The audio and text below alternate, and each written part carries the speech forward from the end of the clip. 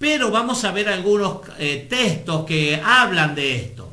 Pero primeramente quiero ir al Nuevo Testamento, a la Brija de allá, en San Juan capítulo 8 del Evangelio de San Juan, y dice: y Jesús se fue al monte de los olivos. Comienza primeramente el capítulo 8 diciendo, hay un versículo ahí 53, como que está colgado ese 53 y después aparece el versículo 2. No sé si así lo tiene usted en su Reina Valera. Dice, cada uno se fue a su casa, dice el 53, y Jesús se fue al monte de los olivos. Y por la mañana volvió al templo y todo el pueblo vino a él, y sentado él les enseñaba. Aquí vemos, queridos hermanos, uno de los atributos del maestro, del Adón, del Señor. ¿Qué era la enseñanza, hermanos? La enseñanza. Vemos muchísimos textos que el Mesías, que el Adón, que el Señor está enseñando, tomándose el tiempo. Ahí vemos en Mateo capítulo 5, capítulo 6 y capítulo 7, que es el Sermón del Monte, el más extenso que profirió el Mesías. Dice que sentándose comenzó a hablar. No sé cuánto tiempo duró ese mensaje, ese sermón. Fue el más extenso de todos los sermones. Pero ahí está, el Señor dice que sentándose enseñaba. Mateo capítulo 11 también dice, sentándose el Señor enseñaba. Es importante, hermanos, es muy importante la enseñanza. ¿Por qué? Porque Jesús dice en Juan capítulo 8, 32, en este mismo capítulo, en el versículo 32, dice, y conoceréis la verdad, y la verdad os hará verdaderamente libres. Necesitamos el conocimiento, y el conocimiento está relacionado con la enseñanza. Entonces tenemos que estar abiertos a la enseñanza para poder adquirir conocimiento. Oseas capítulo 4, versículo 6 dice, por cuanto desechaste mi conocimiento, dice, yo os desecharé del sacerdocio y me olvidaré de sus hijos. Por cuanto desechaste el conocimiento, o sea, desecharon la enseñanza. Por cuanto desecharon el conocimiento, la enseñanza, yo los desecharé, dice el Señor, del sacerdocio. Fíjese la importancia de la enseñanza, de adquirir conocimiento.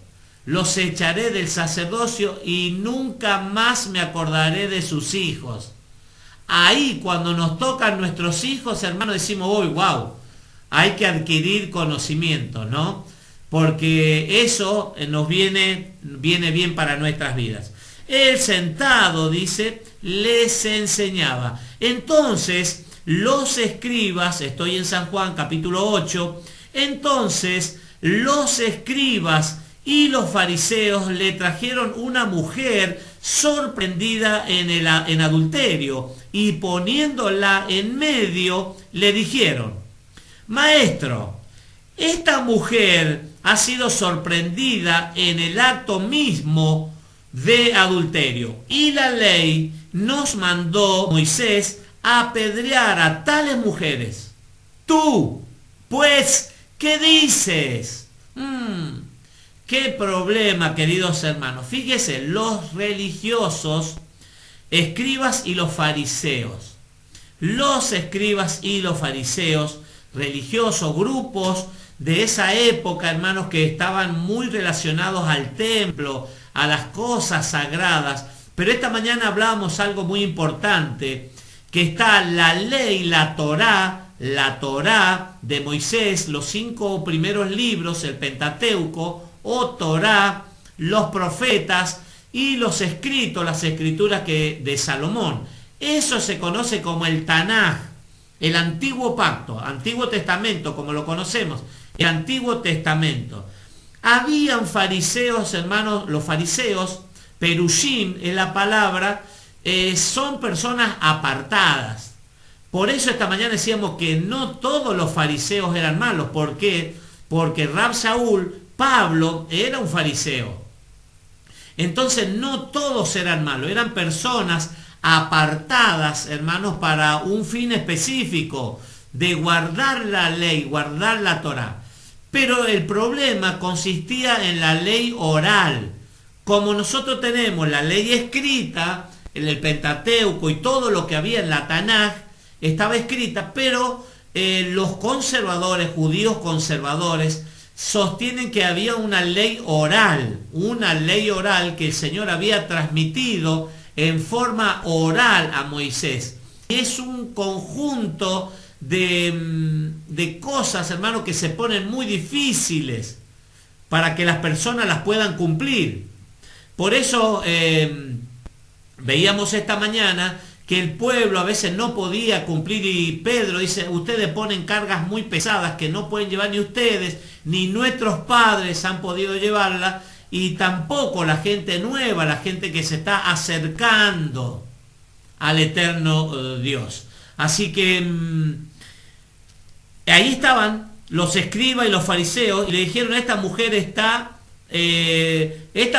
ha sido sorprendida en el acto mismo de adulterio. Y la ley de Moisés, eso decía en Levítico capítulo 20, 10, dice, si un hombre cometiere adulterio con la mujer de su prójimo, el adúltero y la adúltera indefectiblemente serán muertos. Tenían razón los escribas y los fariseos, que traen a esa mujer porque había sido descubierta, hermanos, adulterio. El adulterio, dice la Real Academia Española, el significado de la palabra adulterio. Vemos que en los mandamientos, en Éxodo capítulo 20 y Deuteronomio capítulo 5, habla de los mandamientos y ahí está el adulterio. No adulterarás, no cometerás adulterio, es el mandamiento, no cometerás adulterio. Y Levítico capítulo 20, versículo 10, dice que tanto el hombre como la mujer que fueren hallados, fueren sorprendidos, encontrados en pleno acto del adulterio, estaban expuestos indefectiblemente a qué cosa, a la muerte. Pero acá vemos que solamente hay una parte, está la mujer. ¿Y el hombre dónde estaba? Adulterio se entiende también por una relación sexual, hermanos, prohibida. Una relación, cuando en el matrimonio, una relación extramatrimonial de alguna de las dos partes que comete infidelidad. Es un adulterio, y ahí se expone esa persona, ese hombre o la mujer, cual fuere, se expone a qué cosa, a ser apedreado, lapidado, hermanos. Porque eso decía la ley. ¿Para qué? Para cortar ese mal del pueblo. Por eso se tenía que tomar esa medida tan drástica. Y en la ley de Moisés mandó, dice, apedrear a tales mujeres. ¿Tú qué dices? Versículo 6. Mas esto decían, tentándole para poder acusarle. Pero Jesús, inclinando hacia el suelo, escribía en tierra con el dedo. La Biblia no dice, mire, yo por mucho tiempo he buscado y sigo buscando, le pido, Señor, ¿qué es lo que escribía el Señor en tierra y en el suelo? Estaba ahí agachado y no quería ni siquiera mirar, como que no prestaba atención a la escena, al escenario que se estaba desarrollando en su entorno. Y ahí estaban los escribas y los fariseos. La ley dice que hay que apedrearla. ¿Tú qué dices? Tentándole para acusarle, hermanos. Y no estaba la otra parte, ya estaban infringiendo ellos el tribunal, porque no era así nomás, hermano, que se tomaba una decisión, no, se sometían a un proceso. Habían ancianos, había una corte que tenía que dictaminar y sacarla a la mujer fuera de la ciudad y apedrearla, o a las dos personas, decía la ley, tanto al hombre como a la mujer. Pero el hombre no estaba solamente la mujer. Y él escribía, dice, en tierra con el dedo. Y como insistieran en preguntarle, se enderezó y les dijo: el que de vosotros esté sin pecado, sea el primero en arrojar la piedra contra ella. ¡Qué sabiduría! ¡Qué sabiduría el Señor!, ¿no? Porque Él los conocía, hermanos. Él sabía, Él sabe, hermanos, cómo está tu corazón, cómo está tu mente, aún tus pensamientos. Tu palabra, antes de que salga de tu boca, el Señor ya sabe lo que vas a decir. Sabe lo que hay, y conocía a estos religiosos, a los escribas y a los fariseos. Entonces los confrontó a ellos mismos y le dijo: bueno, el que esté libre de pecados, dice, el que de vosotros esté sin pecados, sea el primero en arrojar la piedra contra ella.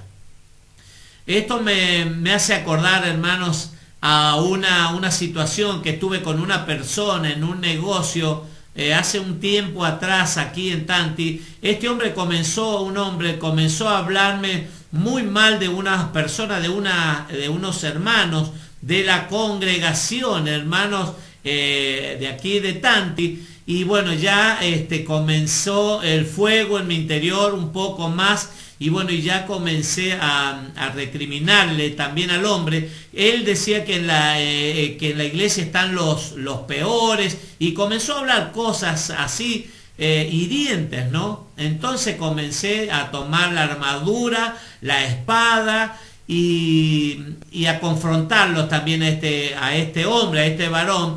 Y le decía que justamente, hermanos, que gracias al Señor por la congregación, porque los hermanos asisten, porque las personas tienen un deseo de cambio de actitud, hermanos. Toda aquella persona, claro que sí, hay trigo y hay cizaña en el campo, están juntos, son muy parecidas, pero están en el proceso, hermanos. Y nosotros no somos jueces, no estamos por jueces para dictaminar: esta persona es buena, esta persona es mala, esta persona merece el perdón, esta persona no merece el perdón de Dios. Y eso le hablaba a este hombre. Gracias al Señor porque las personas se someten al proceso y la palabra del Señor los limpia, porque es agua que limpia, que purifica las vidas. Eso así el Señor se juntaba con las prostitutas, con las rameras, con los publicanos, con los pecadores, y ahí estaban los religiosos diciendo: ¿qué pasa?, le decían los discípulos a los talmidín, ¿qué pasa con el maestro, con el Adón, que se junta con todos los pecadores?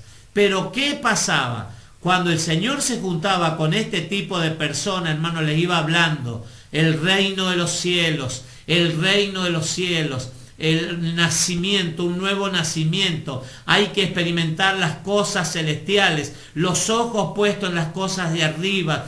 Y así, hermano, la palabra del Señor los iba limpiando y los iba purificando. ¿Se acuerda cuando estaban lavando los pies esa última noche que el Señor iba a ser entregado? Se quitó la túnica, tomó un toallón, se ciñó y comenzó a lavar los pies a sus discípulos. Y cuando llegó a Pedro le dijo: tú no me lavas los pies a mí jamás. Porque lavar los pies, hermano, era una actividad que estaba destinada al peor siervo de la casa. El peor lo hacía. No lo hacía el más inteligente, el más apto, no, el que tenía el peor comportamiento, el que estaba destituido dentro de todos los siervos.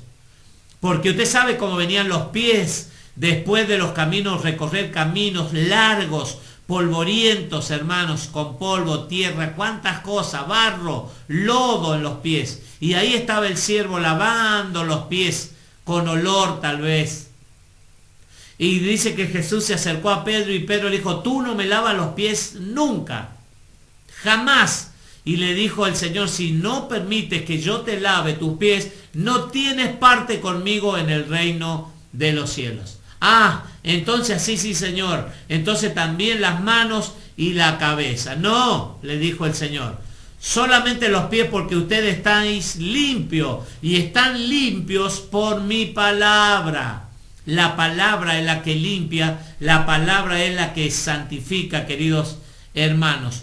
Esto le comentaba a ese hombre y le dije cómo está su vida y lo comencé a confrontar, queridos hermanos, cómo está su familia, cómo está su matrimonio, y yo lo conozco y sé, y cuánto más el Señor conoce su vida. El hombre comenzó a agachar la cabeza y digo, si usted está como esos religiosos, porque el hombre conoce también la Escritura, y como esos religiosos, esos escribas y esos fariseos que querían apedrearle a esa mujer, usted está en ese mismo lugar y no nos corresponde a nosotros. Y bueno, salió el hombre con la cabeza agacha, y esto es lo que Jesús hizo también, queridos hermanos, en esta escena.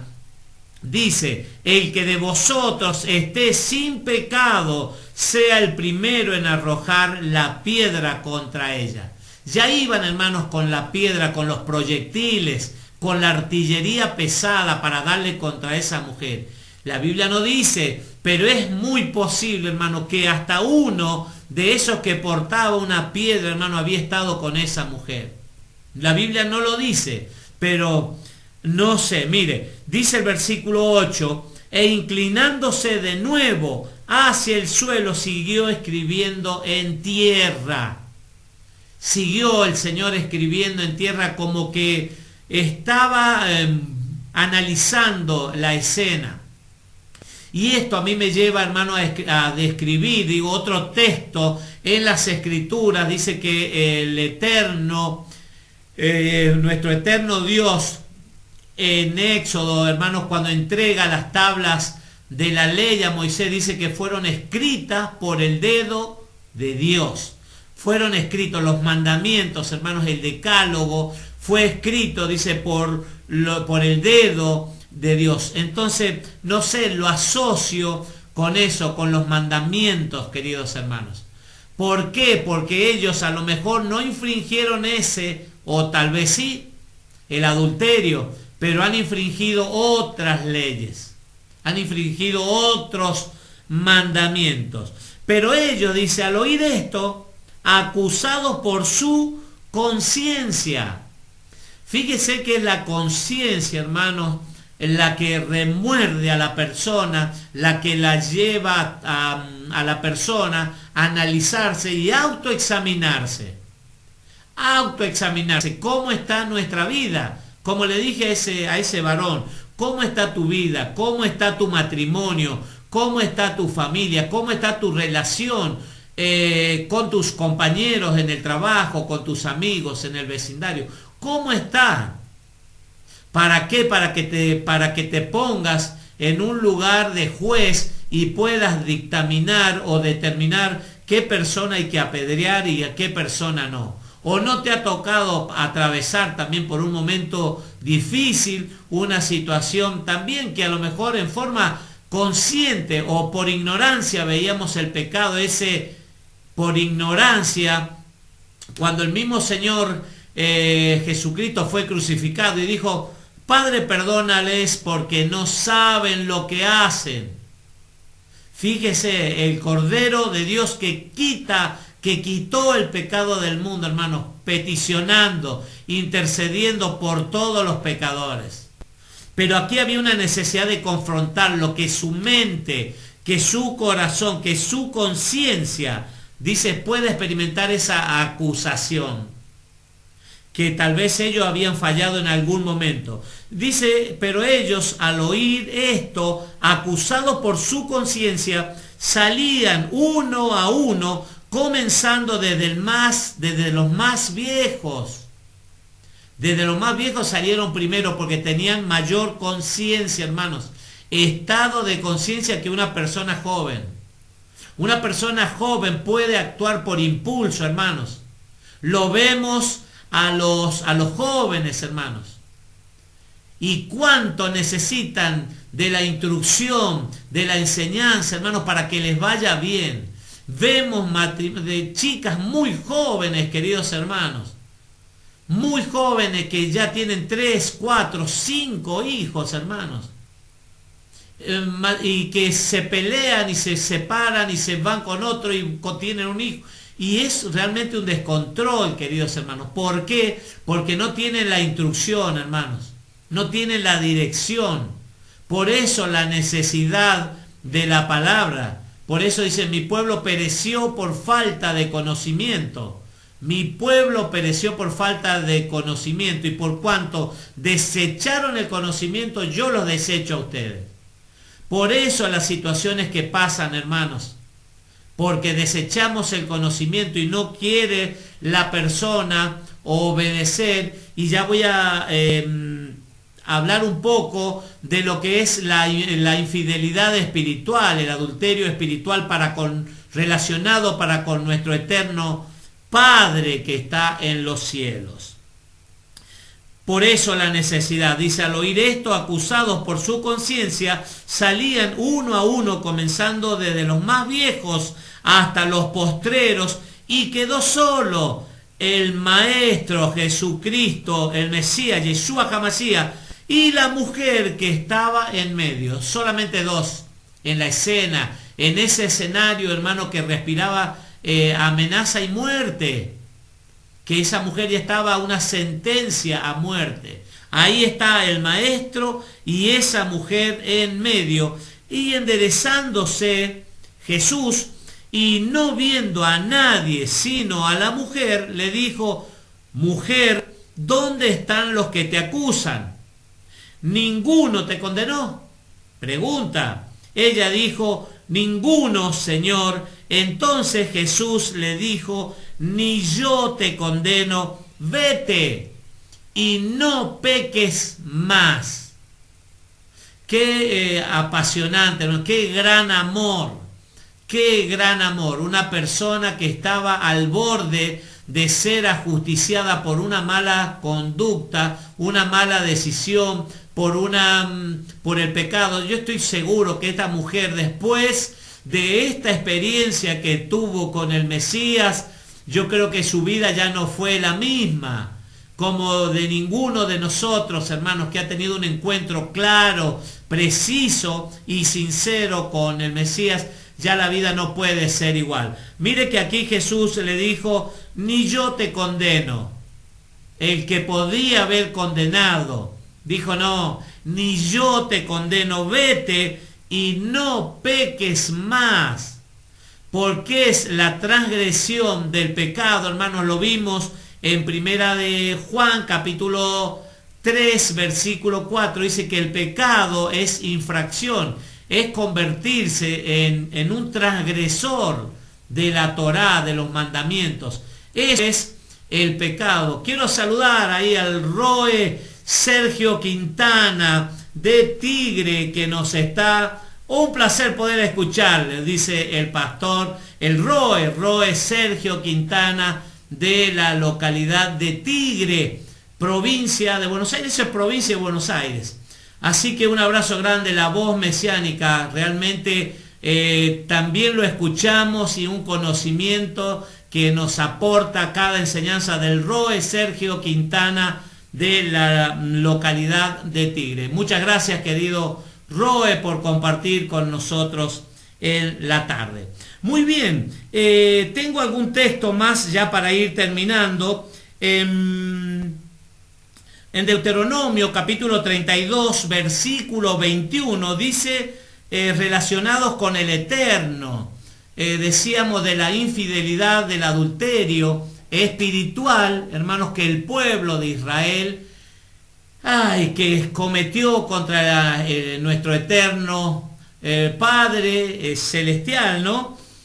Ellos, dice, me movieron, dice Deuteronomio capítulo 32, 21, ellos me movieron a celos con lo que no es Dios, con lo que no es Dios. Ellos me movieron a celos con lo que no es Dios, me provocaron a ira con sus ídolos.